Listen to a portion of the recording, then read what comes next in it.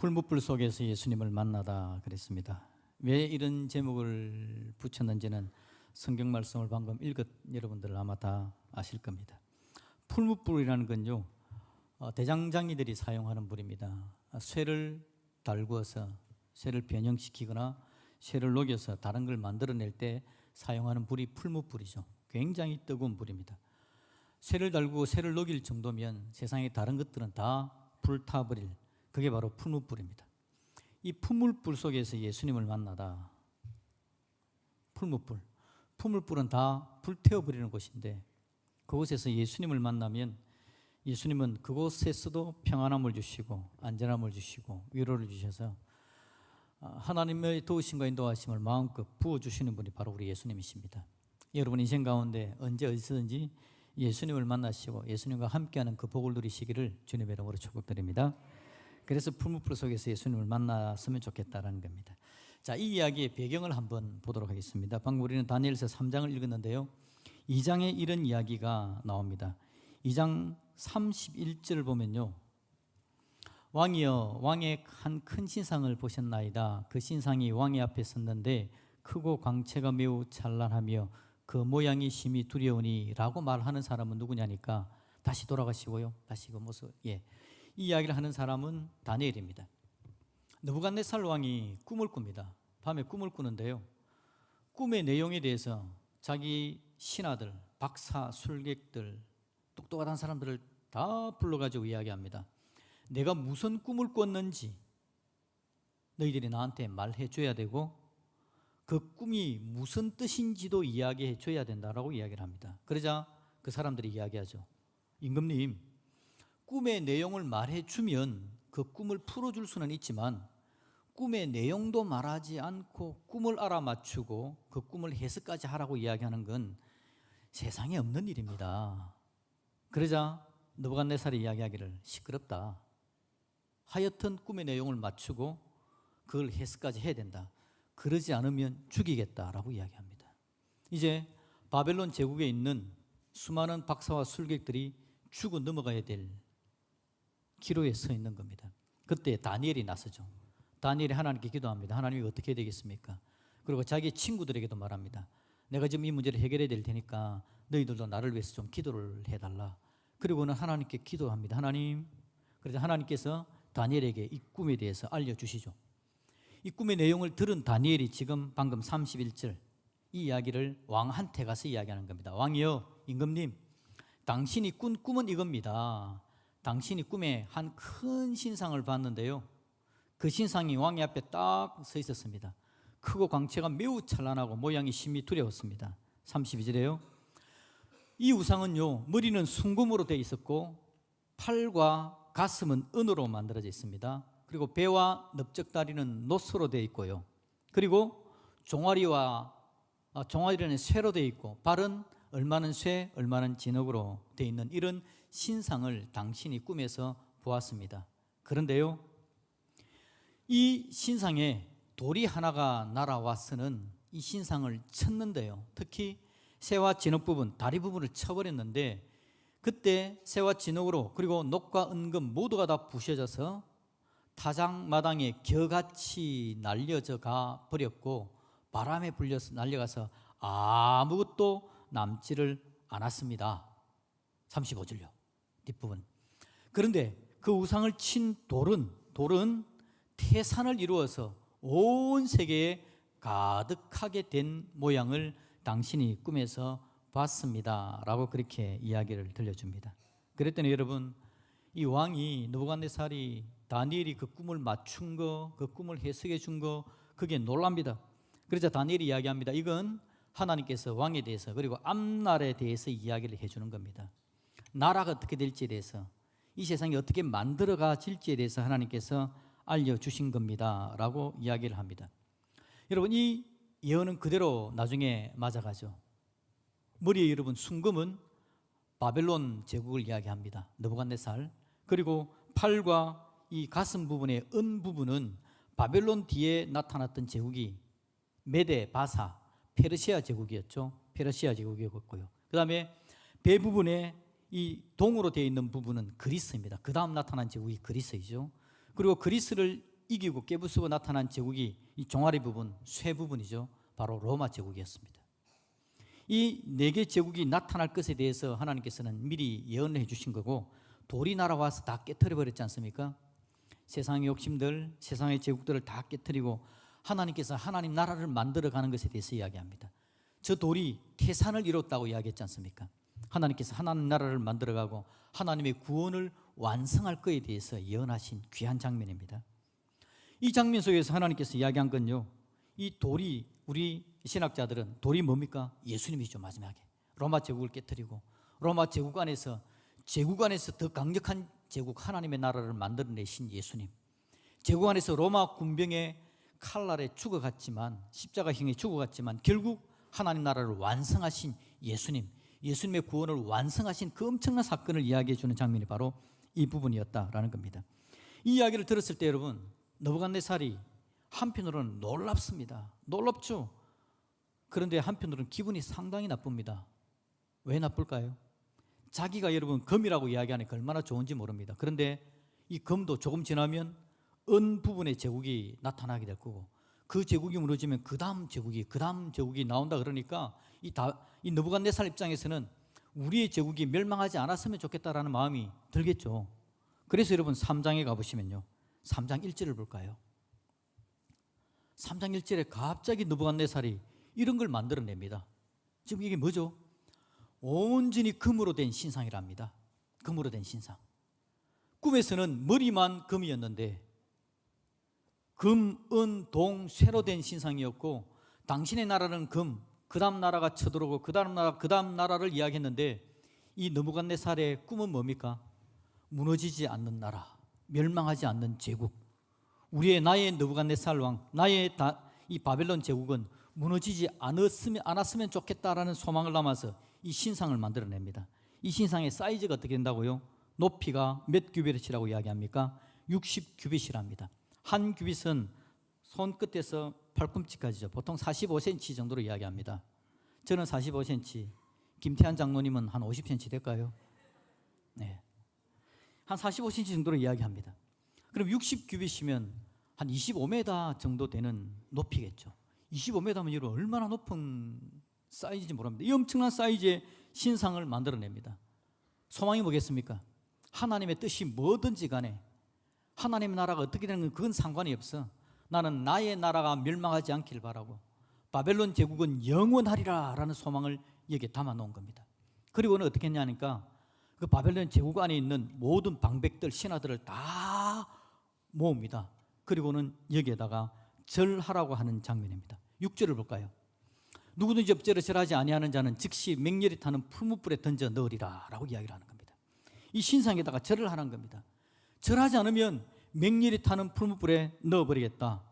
그리고는 7절에 곧 느부갓네살 왕이 세운 금 신상에게 엎드려 절하니라. 모든 신하들이, 모든 방백들이 다 여기에 절을 하는 겁니다. 절하지 않으면 어떻게 되니까요? 풀무불에 던져 죽임을 당하니까 그렇게 하더라. 여러분, 이 이야기를 가만히 한번 들어보십시다.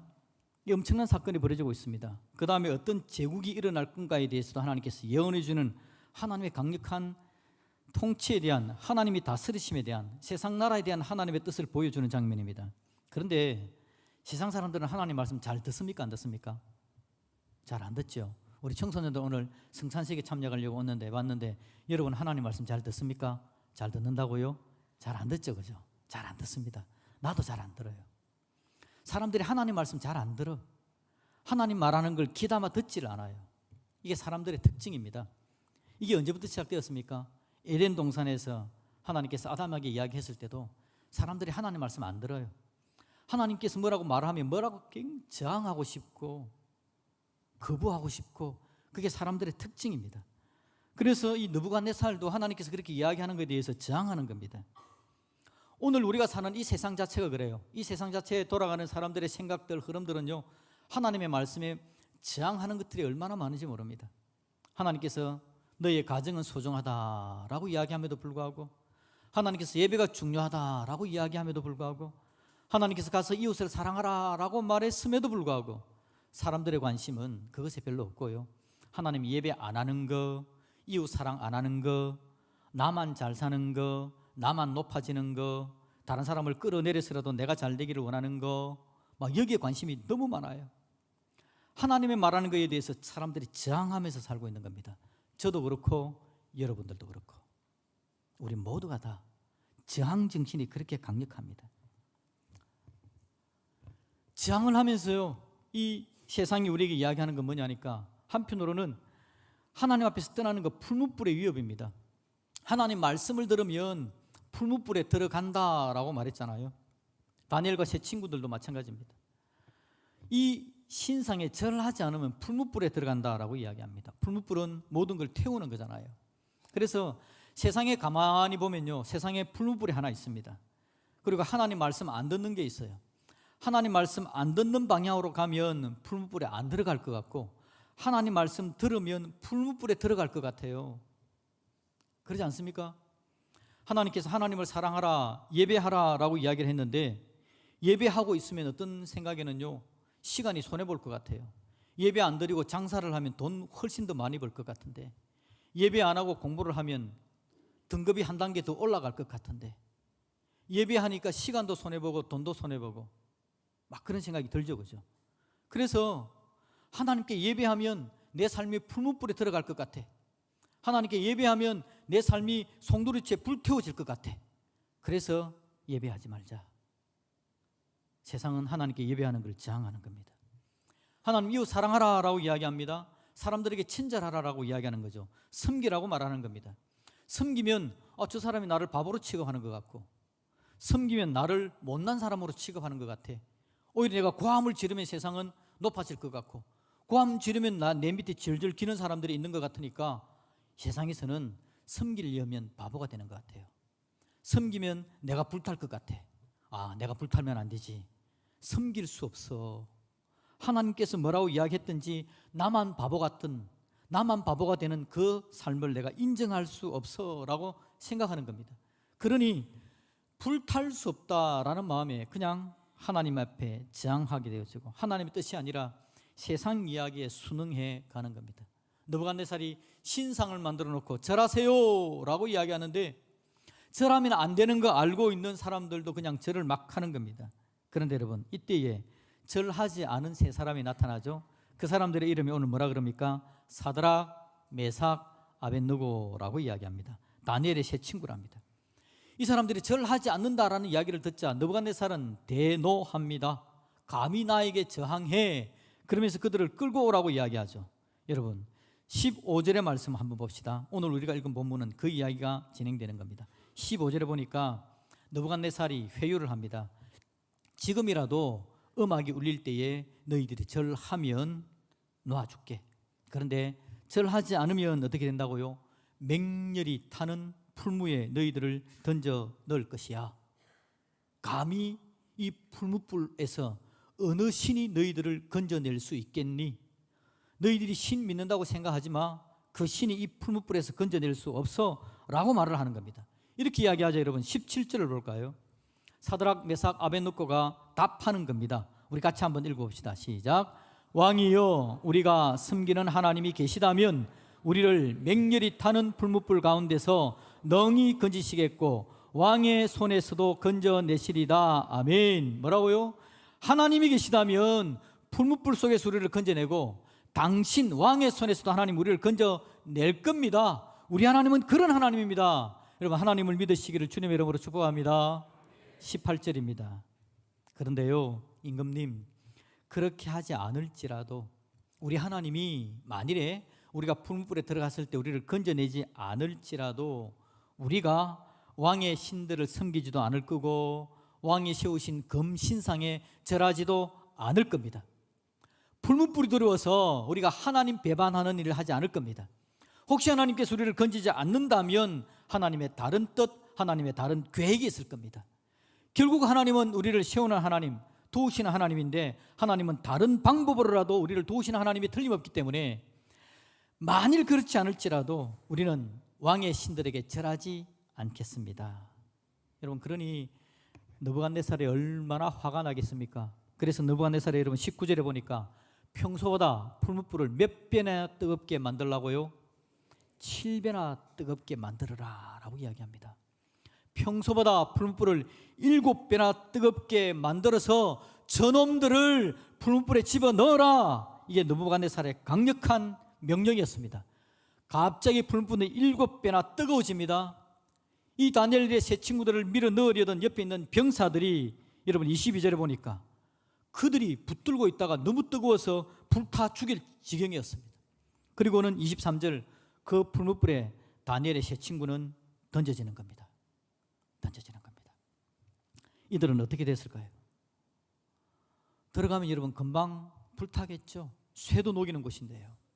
그런데 여러분 느부갓네살이 보니까 여러분 24절에 느부갓네살이 깜짝 놀랐답니다. 깜짝 놀랍니다. 25절에 깜짝 놀란 이유는 뭐라 그럽니까? 왕이 또 말하여 이르되 내가 보니 결박되지 아니한 4사람이 불 가운데로 다니고 있다. 우리는 3사람을 던져 넣었는데 어떻게 4명이 다니고 있을 수 있냐? 불 가운데 걸어 다니고 있다. 불타 죽는 게 아니고 산책하듯이 걸어 다니는 저들은 과연 누구냐? 우리는 3명을 던져 넣었는데 왜 4시 불 가운데로 걸어 다니고 있느냐? 그런데 그 넷째의 모양은 신들의 아들의 모양과 같다라고 그렇게 고백하고 있습니다. 여러분, 우리 하나님의 놀라운 은혜입니다. 왕이 깜짝 놀랍니다. 4명이 거닐고 있다. 그 넷째의 모양은 신들의 아들과 같다. 신들의 아들 바로 우리 예수님이신 줄로 믿습니다. 이 본문에서 우리 예수님이 나타나고 있습니다. 풍물불 가운데서 예수님께서 사드락 메삭 아벳느고와 그 안에서 함께 거닐고 있습니다. 산책하고 있습니다. 호숫가를 거니듯이 바닷가 해변을 거니듯이 푸른 초원을 거니듯이 우리 예수님께서 사드락 메삭 아벳느고와 함께 불 가운데로 거닐고 있었다라고 이야기합니다. 여러분, 풀무불 속에도 우리 예수님과 함께 계시면 그곳이 함께 거니는 평안과 위로가 있게 될 줄로 믿습니다. 우리 예수님은 평안의 예수님이십니다. 예수님과 함께하면 평화를 주십니다. 은혜를 주시고요, 힘을 주시고 능력을 주십니다. 예수님은 그렇게 우리를 함께 해주시는 분이 바로 우리 예수님이십니다. 우리 예수님께서 함께 해주기 위해서 뭘 하셨는지 압니까? 하늘 보좌를 버리고 내려온답니다. 하늘 보좌는 여러분 편안한 하나님의 권위가 있는 하나님 나라 하늘 보좌입니다. 그 보좌를 버렸다라는 것은 자기의 권위를 버리고 자기가 가지고 있는 모든 권리들을 내려놓는 것에 대해서 이야기합니다. 그리고는 사람의 모양을 입고 이 땅에 옵니다. 사람들이 죄를 지어서 절망될 수밖에 없고 그들이 죽어 멸망되고 풀무불 같은 고통 속에서 세상의 모든 것들을 포기하고 살아야 될 인생이기 때문에 우리 예수님께서 사람들의 그 고통을 없애주기 위해서 이 땅에 오셔서 우리의 죄를 대신해서 십자가에 죽으시는 거죠. 예수님의 십자가 보혈의 은혜는 여러분 바로 그겁니다. 풀무불 속으로 들어옵니다. 우리 예수님께서 풀무불 안에서 이 사드락 메삭 아벳느고를 안아주십니다. 안아주셔서 그 모든 불길, 그 모든 고통을 제거하시고 그들로 평안을 누리게 하시는 거죠. 그런데 여러분 그렇게 하기 위해서 예수님은 어떻게 했다고요? 십자가에 죽으십니다. 고통당합니다. 침뱉음을 당합니다. 우리 예수님께서 그냥 도와주마 편안하게 이야기하는 게 아닙니다. 우리를 살리기 위해서 예수님 자기 자신이 죽으시는 겁니다. 자기 자신이 고통을 당하는 겁니다. 자기 자신이 치욕을 당하셨습니다. 그리고는 그 치욕 속에서 우리를 안아주심으로 말미암아 우리가 치욕당하지 않도록, 우리가 고통당하지 않도록, 우리가 절망당하지 않도록 우리에게 은혜를 주시는 분이 바로 우리 예수님이십니다.